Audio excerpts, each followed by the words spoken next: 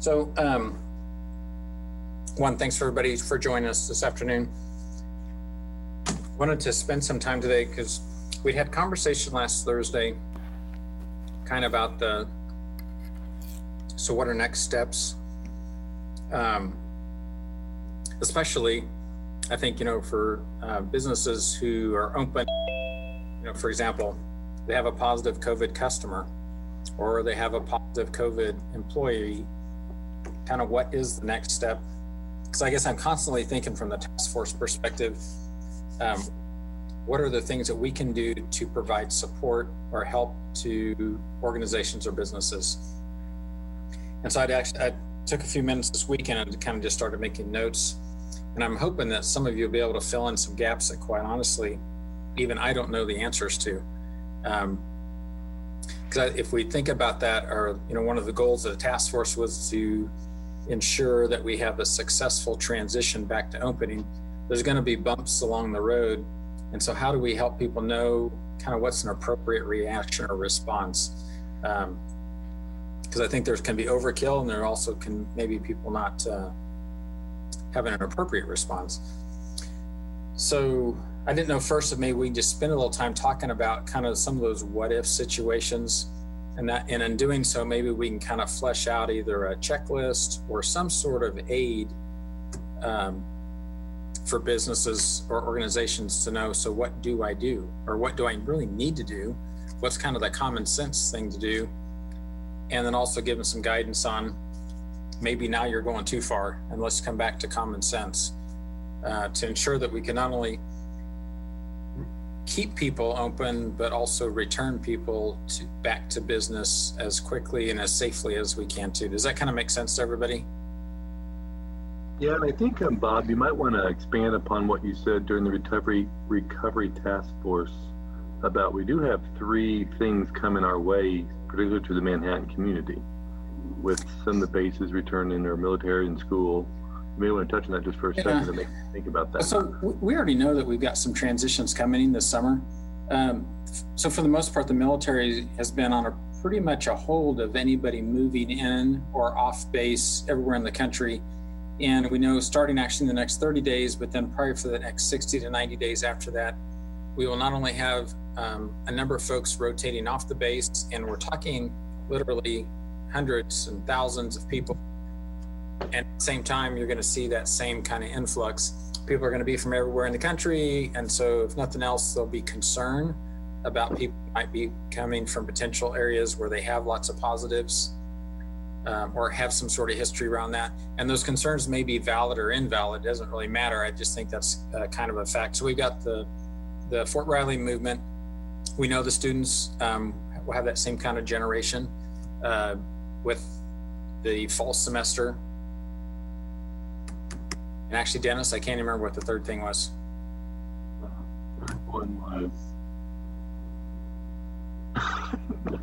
Anyway, I had earlier. But there's 3 factors coming that will impact Manhattan community. So I mean, again, it's always to me, it's always like, how do you take the appropriate response if something bubbles up? So for example, this morning, we actually have a positive COVID patient in the hospital for the first time in 3 weeks, and we have 2 PUIs. We also have at least one other community that we didn't know about on Friday. So, we didn't necessarily change anything here today because of that. I don't think that's inappropriate. We know how to handle onesie, twosie patients coming in who are now COVID positive. And so that for us is checking some stuff, and then we're rolling on and continuing. And are there things that we can, again, I think, provide to business owners so that they can just kind of roll with the punches, because they're going to come. And I guess, I'll kind of jump into kind of one of my first question areas, and I'm glad that Ed is on our call. So, if we are a business and we have a positive customer, is there actually any requirement for us to report anything to the health department? Or is that just something, Dennis finds out somebody came into his business who's positive? Well, I'm going to make sure I do my sanitation tonight, but is there really anything else that I need to do as a business owner? I don't know that reporting it to us is required. At some point or another, we'll find out about it when we do the disease investigation and start the contact tracing, which shouldn't take very long once we have contact with the case. But the sooner you do it, the more likely we are to be able to help you figure out who may or may not need to stay at home from work. Because if there are close contacts with that case, they're required to be quarantined for the 14 days. Does that answer your question? And Dennis, again, just a benefit that make sure, or Ed, I'm sorry, rather, to make sure that everybody's on the same page, what do you guys consider close contact? Right now, it's 6 feet away for more than 10 minutes. And then a lot of that'll depend. I mean, typically, if they're there for hours and hours together, even though they're farther apart, and they share airspace longer, then we might make some judgments for that. But a lot of these bigger stores, that's really not a huge issue because there's space. But a lot of it's based on what we find out from the case and then what we do when we talk to the some people call us ahead of time. They say, I work with somebody who's had it. And if we don't hear basically back from the case that they even know this person, it may not wind up being a contact because there's really no connection there. But people will call us just to be preemptive about their concern. And then we tell them, you need to pay attention to your symptoms and all of those other things that we would tell anybody who thinks they might have been exposed. Are there specific sanitation expectations if you've had a positive in your business? We would ask that they up the frequency, but it also depends if they wind up having to close or not, because they don't have anybody left to work. So they might be able to, I mean, the business being sanitized isn't going to be as important there if there's really nobody there to do the work and the place is not open for however long that needs to be.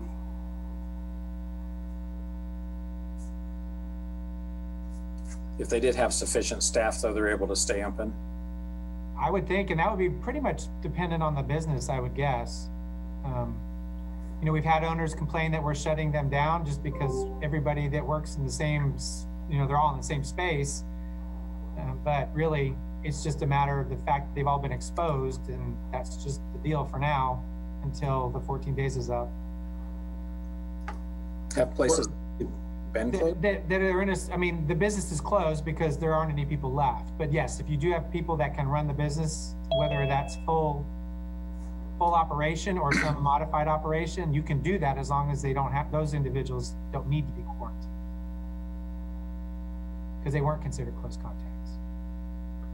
Well, I think, Bob, that goes back to one of the premises about what is some guidance for businesses. And I think the guidance is still, do you have rotating staff members? So should one shift be exposed to the virus as your business closed down because all your workers were exposed? And so I think when people talk about doing these different shifts and things, I think might be something that the task force wants to continue to keep on their radar as people, I guess if we want to call this a resiliency committee of the COVID task force, I think that might be a way to look at it. How can your business be resilient? Because I want to make sure people who are watching or have the conversation, we're kind of talking about two facets, right? What can businesses do should they have exposures or know about it? And then what would this advice be from this group to the health department and other folks should we see a spike in cases? Isn't that kind of the dual task today? And so I think on the business side, what Ed is saying, well, what I'm hearing Ed say is about what is business still doing business planning? That's one thing to do the mass, the appointments, your business model, but are you also doing your staffing models? I think it's important to have this information shared up front so businesses know this and will not be caught in a situation after the fact to say, okay, what do we do now? Or do we dare say anything? Or how do we move forward? But if the more information they have up front, then they can have these contingency plans in place and avoid having to close because they know that just because there's a case, then that doesn't necessarily mean that they have to close. And we have documentation that helps us when people call or they're part of a quarantine or isolation that we give to those folks, which we can probably expand upon to get out to business owners. And we have had a lot of business owners call ahead of time. I mean, a lot of folks that have asked that question directly to us, but that's not the same as, like Cheryl was saying, getting it out to everybody at one time or through whatever route, which is we can do, or at least we can get the information to provide to the task force to potentially do. I think that's important, that we push the information out to them rather than, and you have some that will be comfortable, familiar enough to make that phone call, but others not taking the time or following through with it. So I feel like that's one of the responsibilities of the task force, is to push some of this information out, or at least to push the locations where they can get the information. And I don't know if it's having us, having a recording or putting something, making something available to them, having a large Zoom meeting, what that might look like. Maybe a couple of ways to make sure we are pushing out this information in advance. So I'd like to, as a business owner who did have a positive COVID case with an employee here, I had to be quarantined because I'm there 50, 60 hours a week. And it just, even if, I don't keep track of how long I'm around my employees, but considering, that I'm there for so long, all the time, that it just, it felt like the right thing to do was to quarantine myself. And I'm lucky, I am lucky to have staggered my staff to a point where we weren't all there together at once. Otherwise, my business would have had to close completely. We wouldn't have been able to do pickup or delivery. So what we did is, and this was not required by the health department, but just for the safety of the community, it felt appropriate to close our store down. And so we did. But I think about other local businesses who we have 9 people on staff. And overnight it went from 9 to 3. And we're talking about also having 3 people learn a completely new system to do curbside pickup and delivery. It's incredible what my staff was able to do. And I give them so much credit, but I don't think that, what we did is not something that is scalable, it's not something that can be easily implemented by anybody else. And so, when I think about mom and pop shops, if one of them tests positive, most of the times they're families, right? And they live together, then they have to completely close. Now, for me, in the 14 days I was quarantined, I did not have any symptoms. And so, I don't know if this can be, I don't know how fair this is for it to be extended to local business owners or what, but I just, I was wondering, can I get tested? And because I was asymptomatic, the answer was no. But for anybody else who, their staff is only 3 or 4 people, and if if they all have to be on self-quarantine for 14 days, those 14 days could be the end of their business. So I don't know if there's anything that the health department can do in getting them tested so they don't have to self-quarantine. 3 days is still a lot, but it's much, better than 14 days of being closed completely. The biggest issue with the testing is during that 14 days, let's say you get tested on day 7. On day 13, day 14, you wind up having a positive test or you start showing symptoms. And so unfortunately, I don't know that that's an option. And currently what they're allowing us to test, or when they're allowing us to test, really doesn't help either. They've expanded the list of symptoms that allow a test to happen, but that's not helping to get wider spread testing, or in a particular case, like with a business. Now, I would love to be able to do that if we knew for a fact that once you got tested, then you're done, but it's a 14-day incubation period. So that's the limiting factor. Right. Yes, exactly. Yes. I hear you, Ed. And, and this is where I think, is there a way for us to acquire more tests? And I know they're limited. I understand the landscape of this. I'm also aware of, for example, Johnson County, they had purchased tests. Now this was, Johnson County, obviously, they have hundreds of positive cases, but I do know that their county had purchased tests from multiple private labs to be able to test people. Now, I don't know if we need to, we're talking about hundreds of thousands of dollars. So, I don't know. But, like and so I understand what you're saying, Ed, but we're talking about businesses completely shutting down forever. So I don't know. I'm struggling to understand, like, what can we do to support them? Because, ultimately it's the testing, right, that we need more of, and that's hard to find. So there was a option where each business could contract out those testing services, but it would have to be a part of the contact tracing investigation side. And it was like $79 per test. But that was kind of my question too about the 14-day period. But it could give businesses the ability to at least know at that day who may be testing positive or not, so that maybe you don't have to close down the entire business. But I defer to Ed and the health department on that. Yeah, if they've been exposed to an actual case, the quarantine is really not optional for the full 14 days. If they're an exposure to an exposure, somebody's been exposed to a case and somebody else has been exposed to that person, there's way more leeway there. And we get a lot of questions about the secondhand contacts, which is you have to go into a lot more detail to see what really are your chances of that happening. Or you've been exposed to somebody who's just been tested for COVID. We recommend that you wait till they get their results back, or basically self-quarantine for 7 days to see, if you show symptoms based on the fact that somebody's getting a test. But the 14-day quarantine for an actual contact to a case is really not adjustable. So if in an ideal world, if we did have enough tests, would it be possible to have them tested multiple times?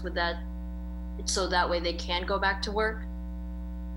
I think you would be able to test ahead of time to see what the status of your staff is at any particular time, but that still wouldn't keep what we're talking about from happening necessarily.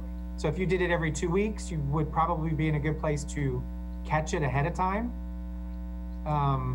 But the people that were exposed to the case that you just proved is a case are still going to need to be quarantined, because they may have been asymptomatic and still passing on the virus. It is definitely a bad catch-22. And I wish it had a shorter incubation period, but at this point, that's the incubation period we're working with. There are some businesses, so KDHE is only doing testing for symptomatic patients, but there are some businesses in town who have sent their swabs to Quest or LabCorp or one of the other private labs so that they could. I know of one company because they had a cluster in their organization, this is about a county away from us, that's now pre-testing all new employees, which I kind of question I don't know, I'm not even sure why that matters or helps, but you can actually get tests done, and the turnaround time is also still different between the different labs too. And so that's that window.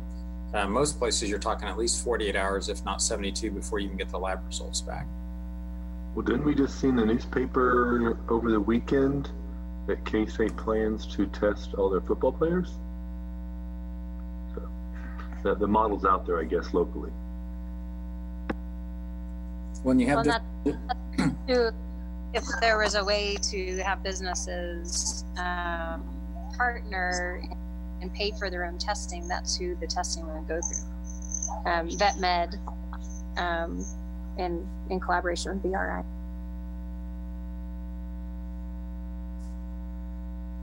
Well, and there's also industry specifics, like all the long-term care facilities. They are being very strongly encouraged by their professional group to now test everybody every 2 weeks. And that has caused problems with capacity. Just finding enough places to do that. But yeah, the BRI is at least a local resource now.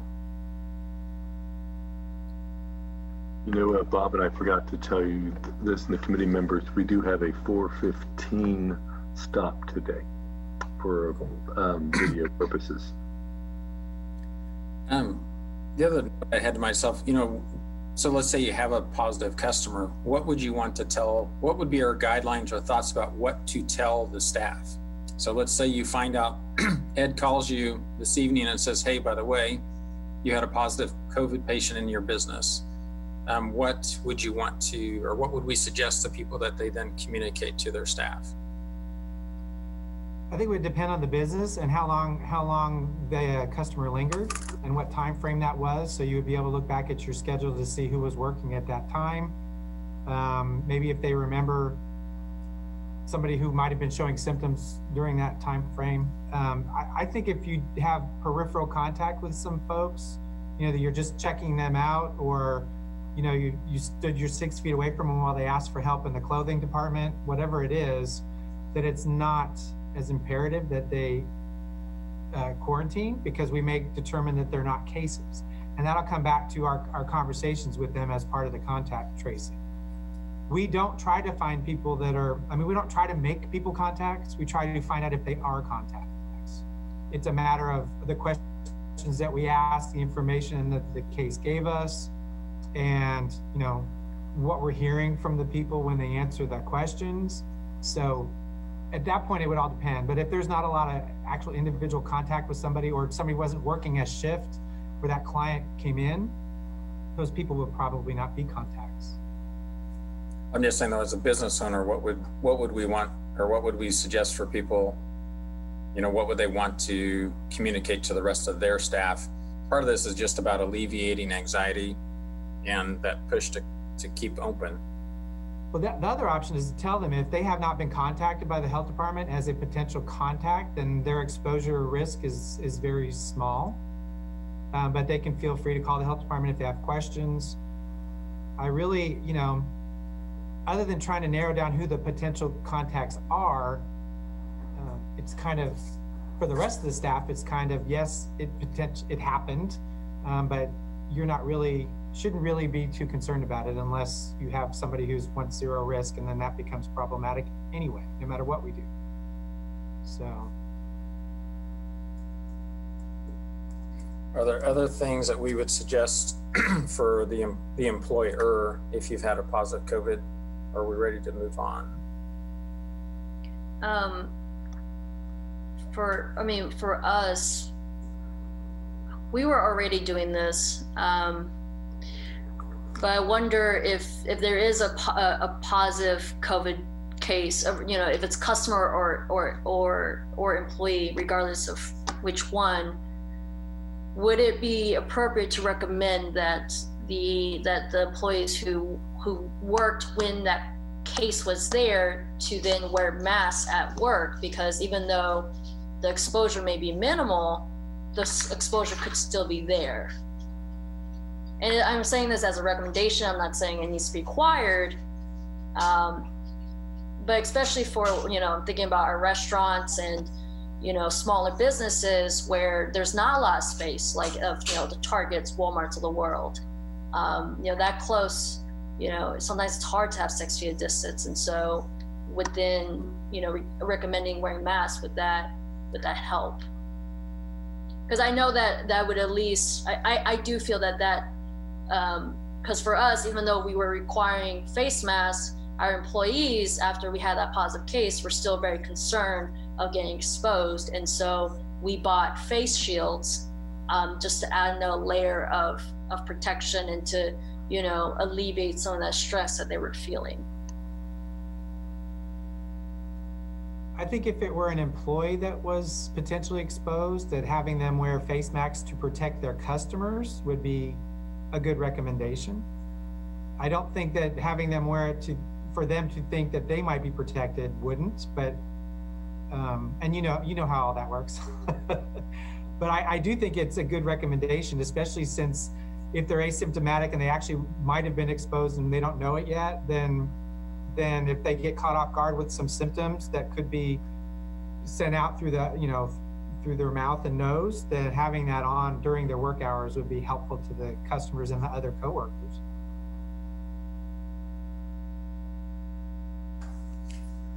So another thing that's come up is, so what if the business has actually, they're the ones who have the positive COVID employee? Because we've got we actually have some positives here in the community this week. So we've got businesses who now have positives.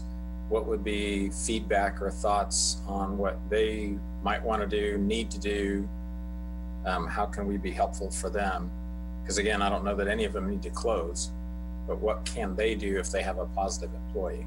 Well, I think it goes back to when we first talked about how I'm not sure who I should give this to, but we've got fact sheets that we send to people who need to be isolated or quarantined now.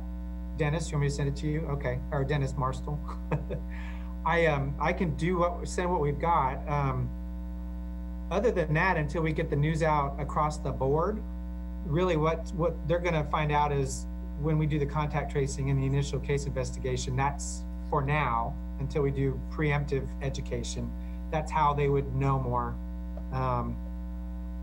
I don't know that the owner is going to be a contact necessarily, but if they know that there's a case in their store, they're more than welcome to call us to get specific advice for now until we send something out. But the contact tracing is where a lot of that information is relayed.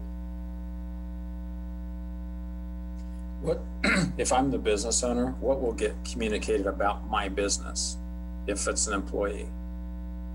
If it's an employee and we just know where it is, and we think that there are more people potentially exposed at your place, then we'll probably wind up giving you a ring.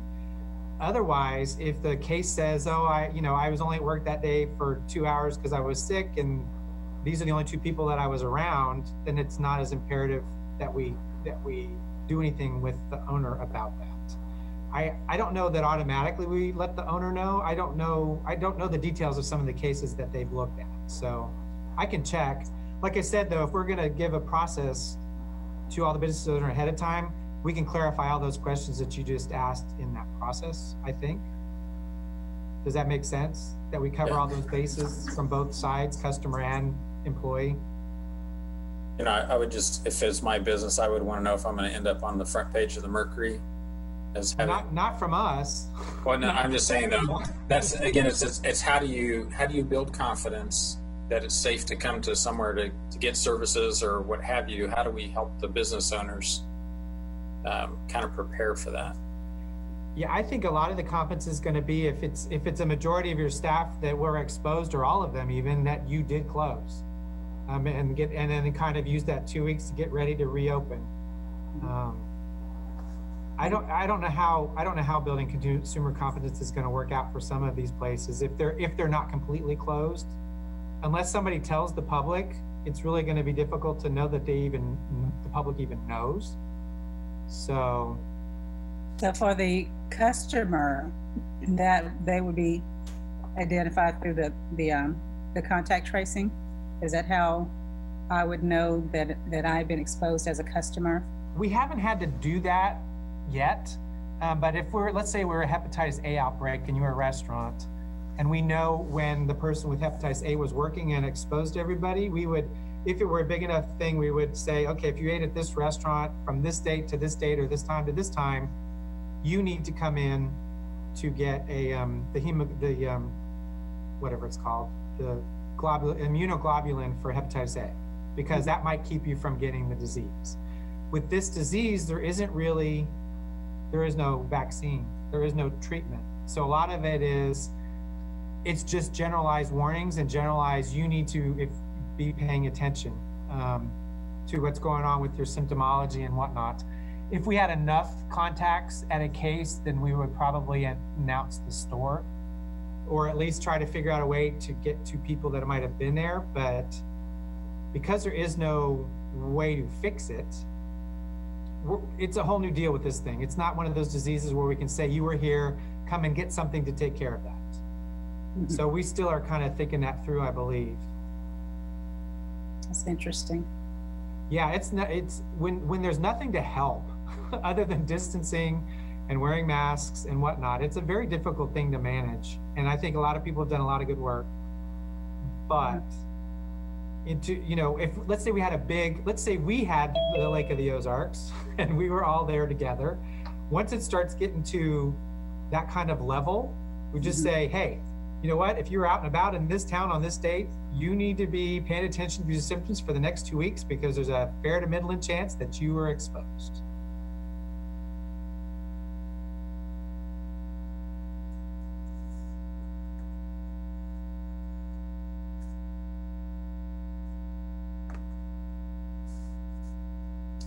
What other things do you guys think about that might be helpful for our business owners, either resource-wise or information?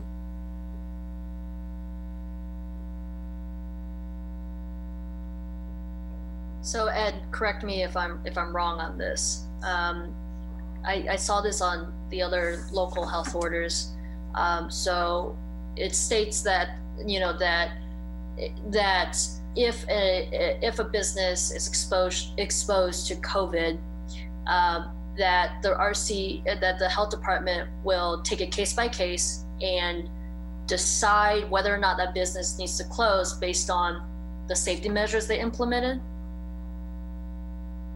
I think a lot of that will be just automatic based on the situation. If you have enough of the employees not available to work, then they'll automatically close. We're going to be looking more at the individuals who need to be officially quarantined.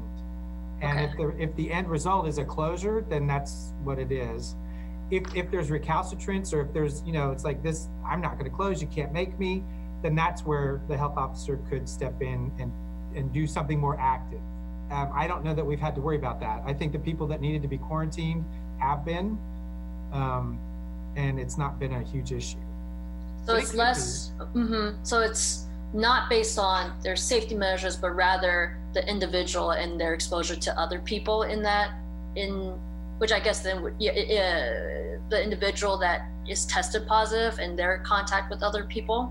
Yes. Got it. The safety measures are great. And if they're working and it's a customer that caused the exposure, then, what's the business going to do? They've done what they can do, and they would just go through the process of the quarantine and the isolation until that's over. Okay. Thank you. Hey, Charles, is there anything that you're doing differently from your perspective? Now, regarding how we're handling businesses that are exposed to COVID, there's nothing different. Now, if we saw a lot of people it becomes a cluster and they're not following the safety recommendations, then we would take a more active role with shutting them down. But just as Riley County's doing, we are just isolating the individuals that we find.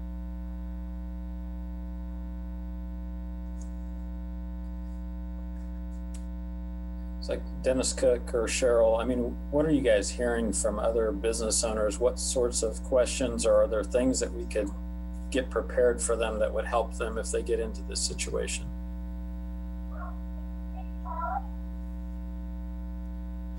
Well, I can tell you, that we haven't had a lot of conversations. We are finally going to have a business meeting this Wednesday again.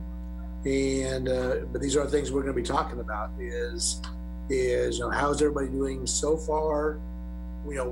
What kind of questions do you have going forward, and how do they feel that this has all been handled? I think we'll have a lot of feedback this week finally. Most of our people just aren't. We just haven't had all the Zoom meetings, so we're not really hearing a whole lot. Yeah, and I have to say the same thing. I think with a lot of the nonprofits, they had procedures in place, and a lot of the contact was going to be by appointment only, and they had, of course, the plexiglass up and the mask that's required in those instances. So that's one of the things we want to do is just stay in contact with them over the next several weeks and just see if anything is transpiring or anything that they didn't anticipate, and if there's anything that we need to discuss of ways that they might want to tweak things as we go through the next couple of months. Bob, it's been surprisingly quiet here.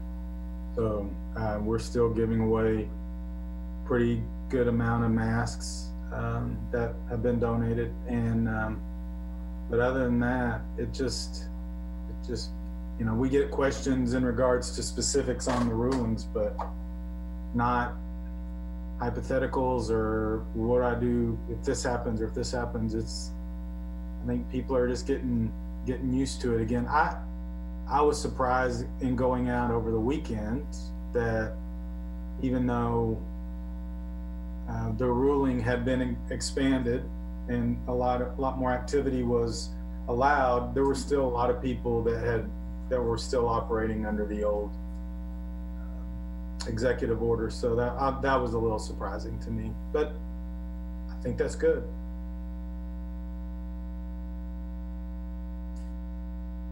Have things come up with you guys that we could maybe be a little more proactive in trying to rebuild confidence, consumer confidence, so that they feel it is safe to do this or that, or to go this or that place? Or if I do these, if I'm wearing a mask and I do hand hygiene, it is okay for me to go do this or that. So I've asked around local business owners, residents, and I would like to see a website being built where it lists, and this is a model that's already done. It's already being done in Lawrence. So, and it's being done by multiple different organizations. But a website where businesses can opt in and say, "This is what we're doing. We have curbside pickup, we have delivery, these are our hours," and a central location. And I talked about this in the task force meetings previous, is a central location where consumers can go and see the landscape of Manhattan, Kansas, and potentially even surrounding areas of what are businesses doing, and giving the consumer the awareness and the choice in deciding. Because to ask someone to call around to say, "What are you doing?" that's a lot. Whereas, and I think this could also help with, students coming back, military coming back, this resource can be very valuable in building that consumer confidence, because then you get the lay of the land rather than having to take on that burden to call around to see what people are doing and what their hours are and how to get updated info.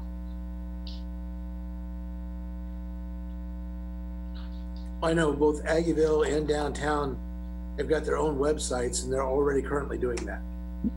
We're doing it with the chamber as well. So. Yeah, so I think it would be incredible if we can have, I don't know which agency would do this, but taking what downtown Manhattan has done, Aggieville, and the chamber, putting that together, that's already dozens of businesses, and then reaching out to businesses that are not on there to give them an opportunity to opt in. So I know that these resources already exist. It's about putting it in a central location where you could just go to this one place to find all this information. I think that could help consumers here and people who want to visit Manhattan, Kansas. Hey, Charles, I keep putting you on the spot, but is there something similar to that in Geary County? No, the local businesses, they put it on their website, to show what they're doing, but we don't have a central area where we keep all that information. I don't know how much it's actually going to help.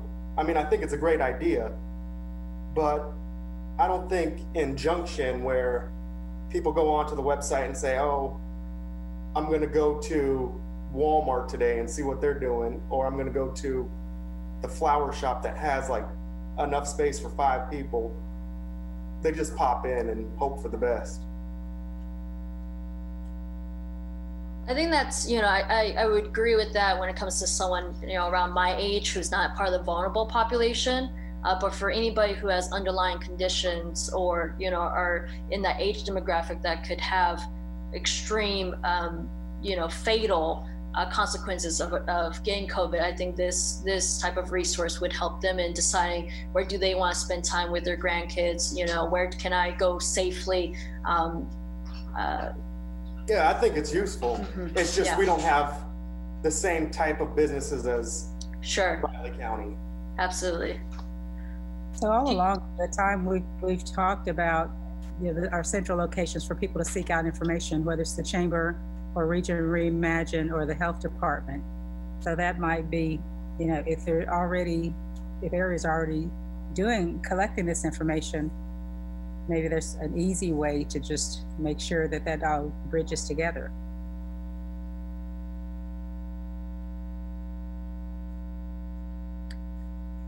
One of the things about We'd be happy to have the conversation about non-members on our side as well. We're just, I mean, I would just need to visit with our leadership about that, but that's helpful. I think our group would look favorable. I have a board member, or 2 board members on the phone here, but might look favorably on that. We are spending money promoting Shop Local right now. Usually we do it at Christmas, but we're spending that money now. So we are sending people to that website, which is,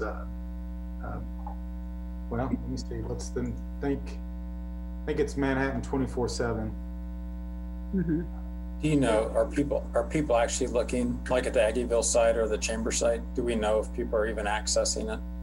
I would just have to ask somebody for those numbers. I don't have them off the top of my head. So. Well, we get a lot of hits. Riley. Go ahead. You want to go, Dennis? Well, I was going to say, the Region Reimagine site was meant to then cover from a 3-county perspective that, and so I think it just depends if a database is designed, it could be hung on multiple sites. It's just a link, right? And so instead of maybe the recreating different websites, maybe the data then is holding that information for operational changes in the hours. And with that opening with care document, if there's a business that wants to get that information out there as to what best practices that they selected, it could be another place where that information is held. That takes a lot of work and a lot of updating and maintenance. But if we have enough volunteers to help maintain it, then I think maybe instead of recreating a website, it would just be hanging that database to a variety of websites where people are already going. So it'd be Region Reimagine, the Chambers, the city, health department, whatever, to where it's easy for anyone just to link to it. To me, that seems something that could be doable, Danny. Is there a universal contact list for all the businesses in Riley County that would have all the emails that we'd be able to send, let's say, a survey to answer those questions and then just download into an Excel spreadsheet? Well, you can buy them, and they're mostly reliable, but not publicly available. Okay. Dennis Cook, you were going to say something? I was going to say. No, I was just going to say, that we are getting, we get a lot of hits on our website. And so I know people are looking, and so we just keep putting it out to our businesses, to give us your updates, tell us what, but we're not mandating it. So if there's a business out there that doesn't want to do that, then there's really not much information on them. But, I'm not sure, how much of that looking around everybody has to do. We're a small town. I still think we are, and people just kind of get out and get a pretty good feel for it pretty quick. I was going to say something about customer confidence and how do we build that? And, with the past several days, looking at what's been taking place, I was watching something on television this morning, and it was showing something positive. We can think about how that might look, but it was a nice frame to have a discussion over the events of the past weekend and the peaceful protesting. So when I think about customer confidence where we are, it's like, okay, how can I guess we need to show people some, the positive, whether it's the social distancing, showing them where it's being effective, or showing them that, you can go, look, here's a picture, or here's a short snippet to show here where people are wearing, it's safe, it's they're exercising social distancing, and people are enjoying the evening. So, or just, we're just communicating that, because if that's the one of the main ways I see is in proving that customer confidence is they have to see it. You know, we can tell them, like, it's part of it is telling them, but when they see it or don't hear of any, new positive cases, that's all that's going to build. But how do we do that more quickly? Would be by showing them that things are going well, if that's the case.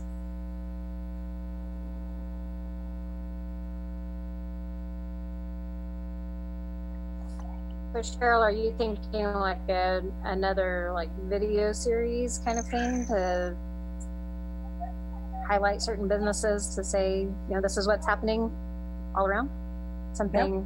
That would be great. A visual, of course, that's definitely. I don't know if there's anything we can do on radio, but just a visual would be good. I mean, it's kind of like you go out and you see some places that are practicing social distancing and others that are not, and people, so it's kind of and of course that's hard because then you're identifying one business over another, and you don't want to do that. But just how you could just have a panoramic view of our community, show that there's safety precautions, whether you're shopping or dining or just being out getting fresh air.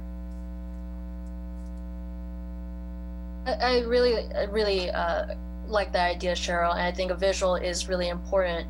I think, just seeing what my, local, fellow local business owners have done is that many of them post all of this, pictures of what they're doing on their social media. And so again, I think having a central location where you have their information, including their social media links, because many local businesses don't have websites, or if they do, it's kind of just like there for general information.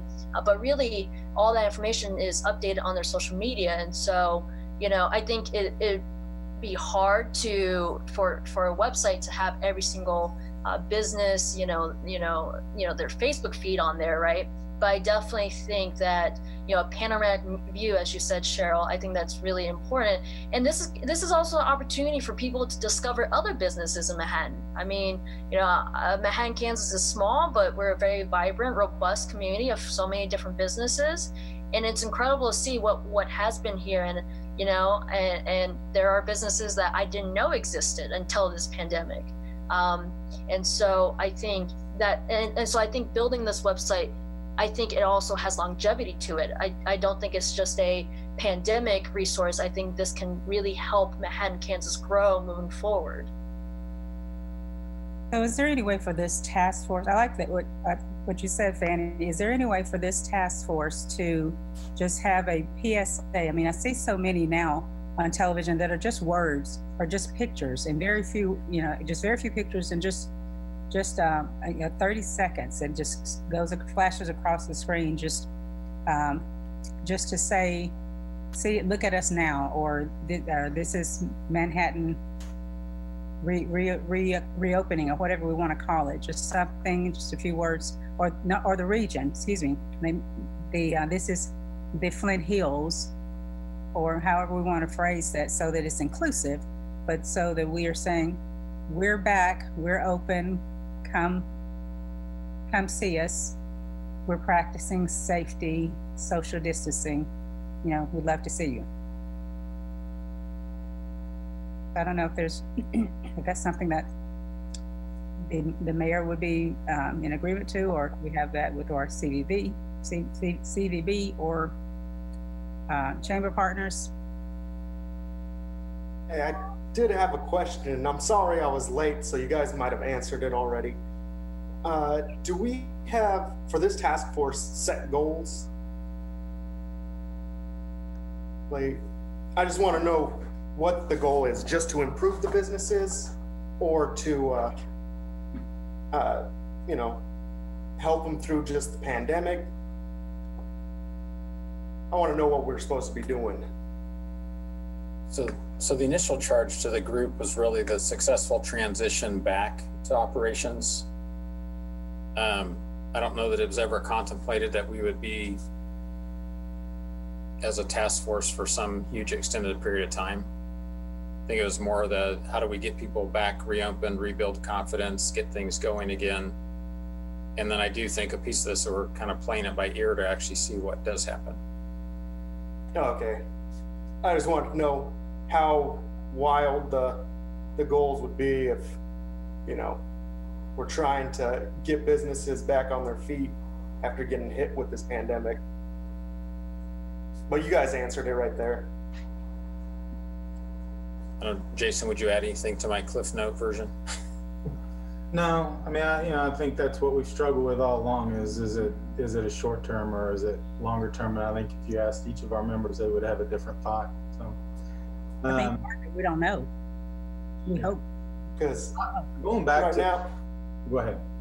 oh, well, I was going to say, with us knowing that we're most likely going to get a second wave in the fall, if we should be helping the small businesses plan for another situation where they're going to have to do curbside assistance and all of that, or if we should just work on drawing people into the buildings again. Both. Yeah, I agree with Cheryl. It's a balance of both. I think it's really important to see what we collectively as, different regions can come together, because we have so much talent here, right? And there are people here who may be available to teach how to use Shopify or Squarespace. I mean, I myself had to learn how to do that. And I know that many local businesses had to take it upon themselves to also learn how to do that. And so is there a way that the Manhattan Chamber of Commerce or all chambers in this region come together to create some type of manual or, a Zoom class or whatever it may be to teach local business owners how to create a curbside pickup, how to create delivery service, what resources are out there.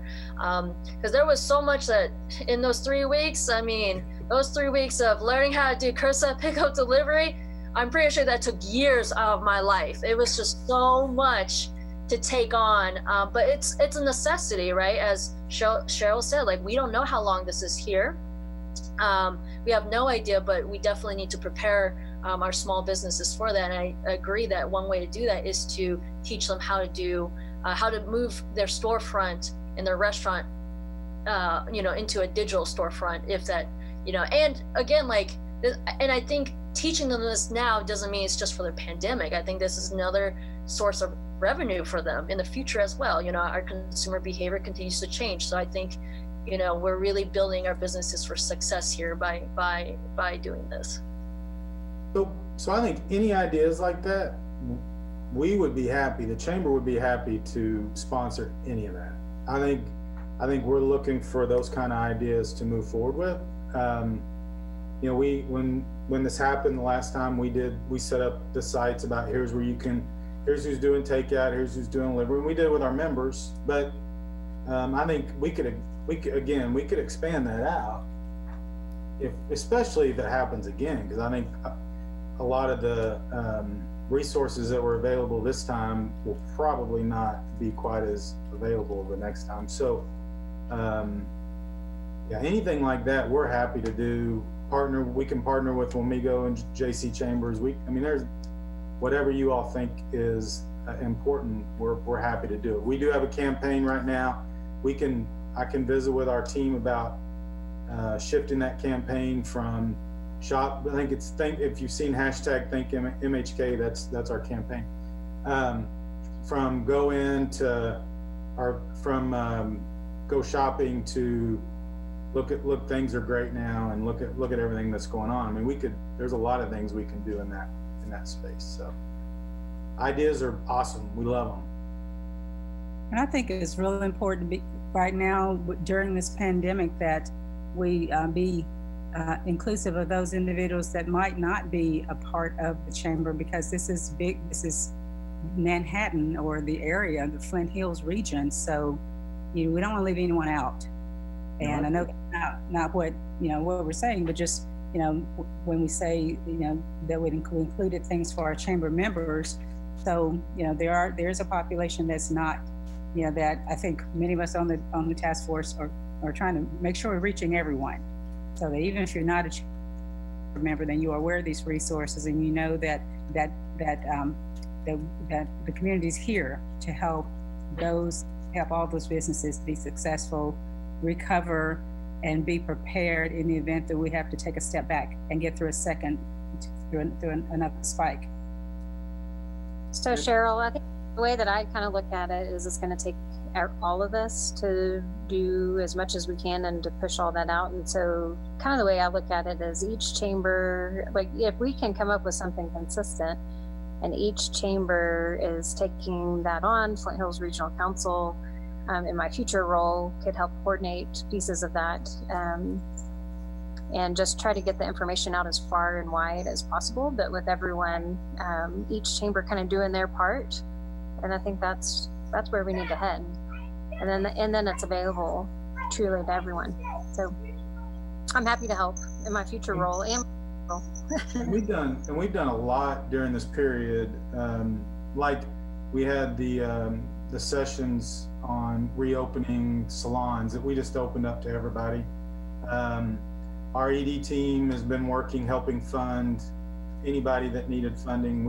The loan we had that we partnered with the city on, we actually had more non-members receive funds than members. So we want this to work for all of us. It's important, and but we need ideas and we need support and participants. So I do kind of think as we think about the subcommittee work, I do like the concept of the second wave subcommittee, because I think that really frames it for people to think about what does happen if we have a second wave. So I'm not so sure. Maybe schedule another meeting because we have about 15 minutes left. What we originally talked about too is, would we give some guidance to the local health officer and emergency operation folks? But I thought someone said in the last task force meeting that whatever we need to do going forward needs to be strategic, meaning you don't close down the whole local economy, but strategic to that industry, that affected business, or that sector. And so I don't know if maybe we think about another meeting if we want to think a little bit more about that, about how would we encourage the local health office and others to guide businesses if something is identified as a spike in cases. Because we had 2 new ones. If we get up to 80 in a week or 2, that would maybe cause some people to pause. Oh, yeah. Go ahead. I don't want to cut you off. You know what you're doing. No, I was agreeing with exactly what he said. Yes. I do think, I know we mentioned last week about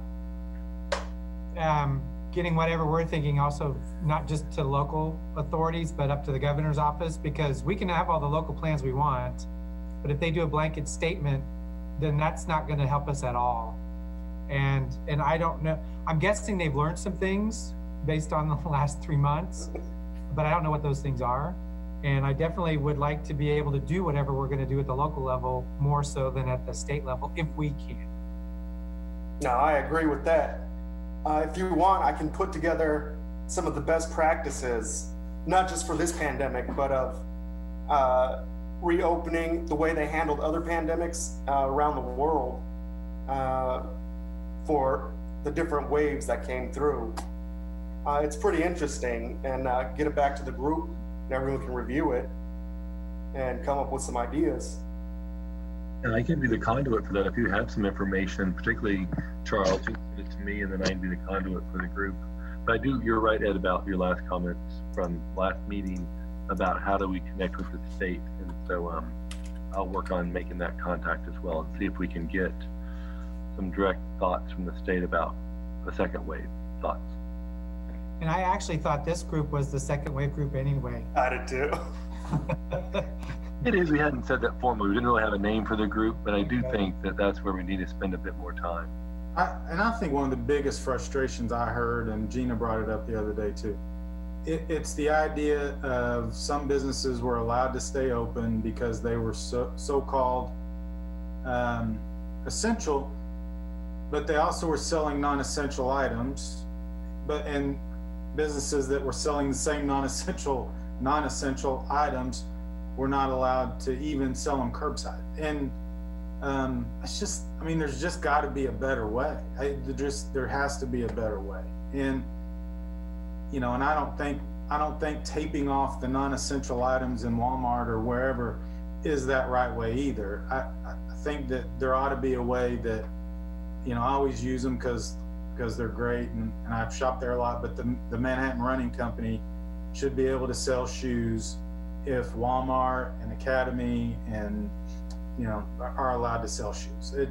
There's got to be a way to make that work and not just blanket.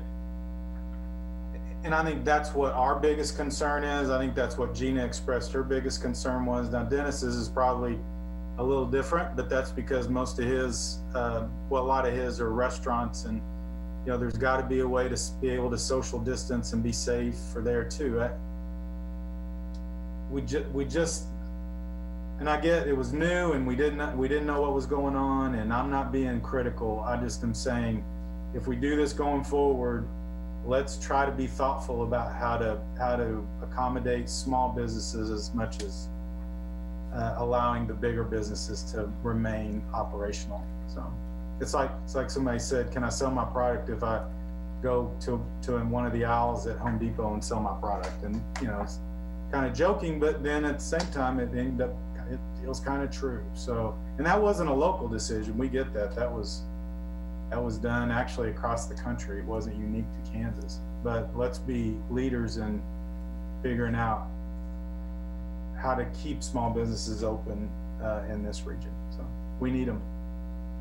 So I've got another thought. I mean, a lot of the discussion today has been around businesses and providing guidance on, if there's an outbreak in the business, then what to do and that kind of thing.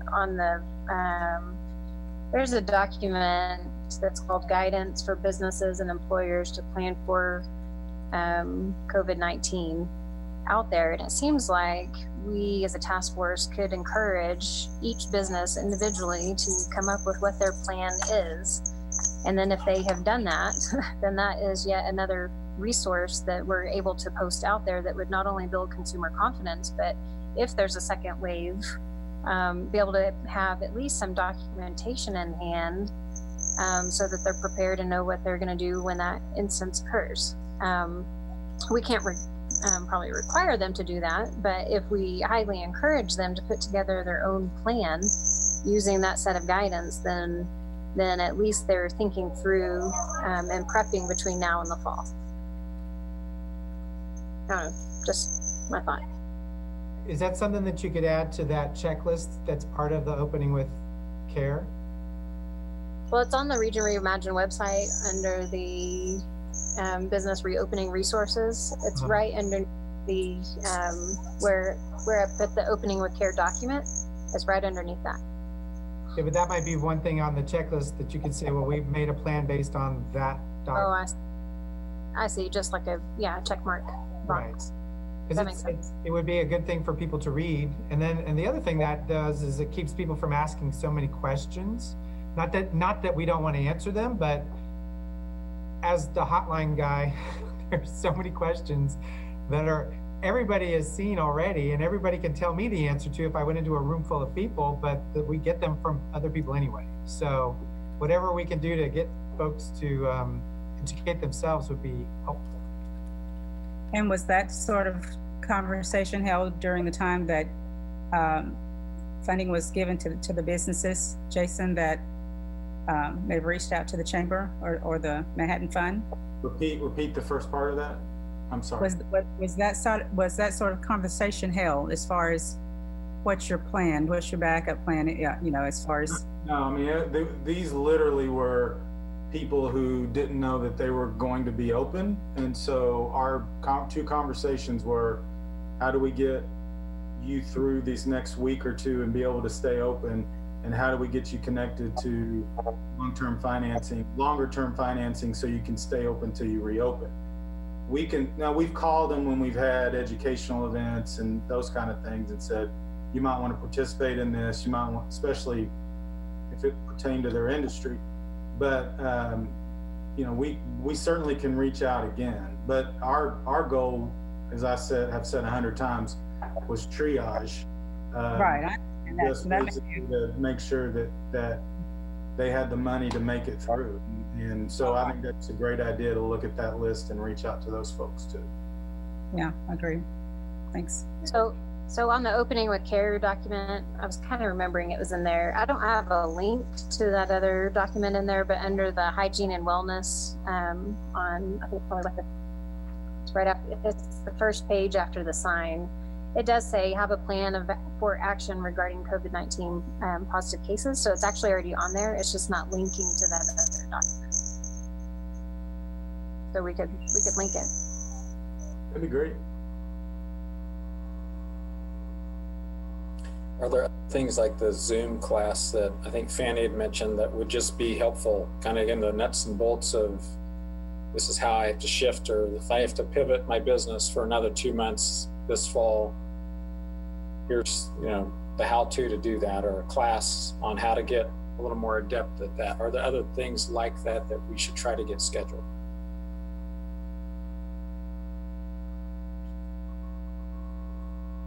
I think that's a great idea, even if it's, you know, even on our resource page, having a link to a how-to on Zoom, or you know, just the very basics for starters for this, including Zoom and anything else that's out there on YouTube that's free for starters that individuals can just delve off into, and then you can always pick up and learn, get more information if you get to a point where it's like, okay, I need to know the next step.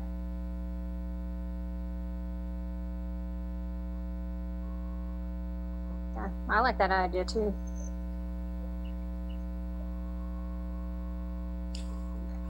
So Dennis, Marshall, we're approaching our 4:15. I guess let's see, we are meeting this week, right, on Thursday? Mm-hmm. I can pull together some of this as far as just our draft kind of notes about things we've talked about for that Thursday meeting, and then maybe after the discussion there, see where we go from there. And then I guess my other question, have we heard anything else about anything the governor might do this week? Nope, we haven't heard anything yet from our end. Ed, are you guys hearing anything? Not that I've heard, no. Well, the state legislature folks are supposed to convene on the 3rd, so I wouldn't anticipate anything. And then we'll just see what comes out of the 3rd meeting. So yeah, we'll type up notes and we'll have this as our discussion for Thursday's meeting to see some other thoughts and feedback, and then see what comes out of the 3rd meeting for our meeting on Thursday. Yeah. Okay. Anything else before we sign off? Now, I just need to check with you and Jason about our time frame for tomorrow morning to talk, but I'll do that by email in a second. Okay. Otherwise, Dennis? thank you. Yeah. Am I on that too, or no? Yeah, you'll be, yeah. Okay. I'll put you on the email. Yeah, otherwise we can talk about, with this group, if we need to meet again or convene next week after our conversation on Thursday, if you want to do that, Bob. Okay. Dennis, were you going to say something? Nope. Okay. Didn't know. Okay. We all good then? We are. Thanks for your time today. Thank you, guys. We will see you Thank you. Thursday. Great meeting. Thank you, everyone. Thank you. Take care.